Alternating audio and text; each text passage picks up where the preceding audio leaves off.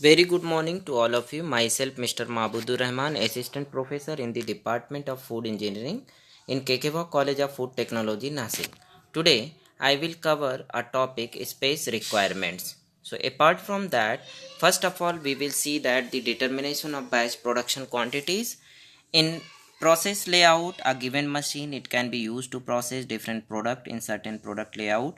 The same production or assembly line, it can be used to produce or assemble similar products with the same process plan. In both of these cases, jobs are produced in batches. As well as the process layout, they are also used in job shops where one shot jobs are received and processed rather than producing for inventory. Now see here how we will determine the equipment requirements. Here we are seeing one of the formula mj, that will be equal to what? Summation of n I is equal to 1 pij into tij upon hij, where pij, that is the production rate for product in I on machine units per J is the units per period. TIJ, that is the processing time for product, that is on machine J, hours per unit. HIJ, time is unit available per period for the processing of product I on machine J, hours. MJ, numbers of machines of type J required. N is the number of products. Now see here, one of the work center that are used to produce three type of the part: 1 2 3. Production rate per units per day 100 250, and unit processing time, that is 6 9 and 12. So when we calculate the value, we put all these value in the formula ma, that is the summation. How much? Item type 3, so we are taking here 3, and summation I is equal to 1 pi into ti upon hi, that will be equal to 100 into 6 plus 200 into 9, 50 into 12 upon 480. So we obtain how much? 6.25. It means that will be how much work center? 7, right? So employee requirement, manual assembly. In the case of manual assembly operation, the number of employee that is required to determine in the same way, and machine requirements are calculated. A J, that will be equal to the n summation I is equal to 1 pij into tij upon hij, where pij, that is the production rate for assembly operation, j of the product I, unit per period, and tij is standard time for assembly operation, j of product, hours per unit. Hij, time units available per period for assembly operation, j for the product I, hours, right?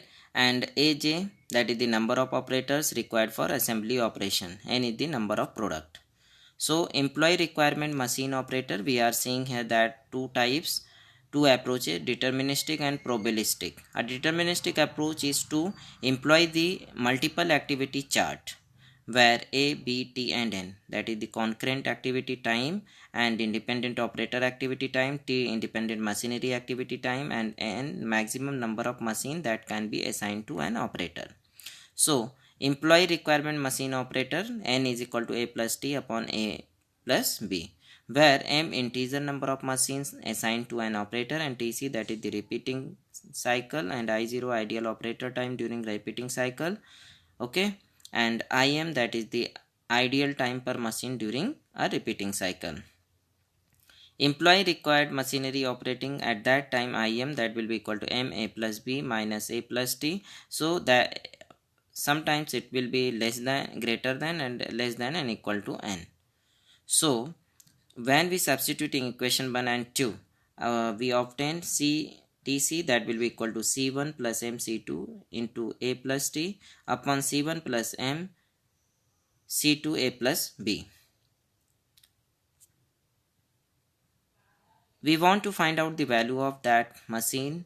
So theta TCN upon TCN plus 1, that will be equal to C plus NC2 A plus T, C1 plus N plus 1 into C2 into N A plus B. Okay, where our epsilon, that will be equal to C1 upon C2. So space requirement work specification, it will be depends on machine manufacturer and its type, machine model and serial number, location machinery safety stop, floor loading requirement, maximum travel to the left, maximum travel to the right, as well as maintenance requirement area. Now work specification for the space requirement for the machine: total width, that will be depends on static width plus maximum travel to left plus maximum travel to right, and total depth, that will be equal to static depth plus maximum travel towards operator plus maximum travel away from operator, and area that will be depends on machine plus machine travel. It will be equal to total width into total depth. So material areas consist of space for receiving and storing materials, in process material, storing and shipping material, storing and shipping waste and scrap, tool fixtures, jig dies and maintenance material. The personal area consists space for operator, material handling, operator ingress and egress. So general guideline for design of workstation: the operator should be utilized efficiently and effectively. Time spent manually handling material should be minimized. The safety, comfort and productivity of the operator must be maximized. Hazard, fatigue and eye strain must be minimized. A workstation sketch is required to determine total area requirement.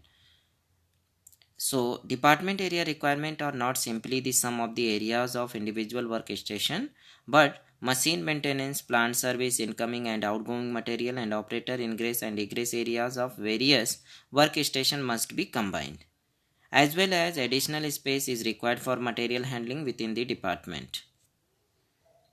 So there are the two methods for the determining of the space requirement. One is converting method and second one is the rubbed out layout method. So in converting method, we are seeing here that the presence space requirement that are converted to those required for the process layout, and it is important to establish valid assumptions because the total space required is not a linear function of the production quality.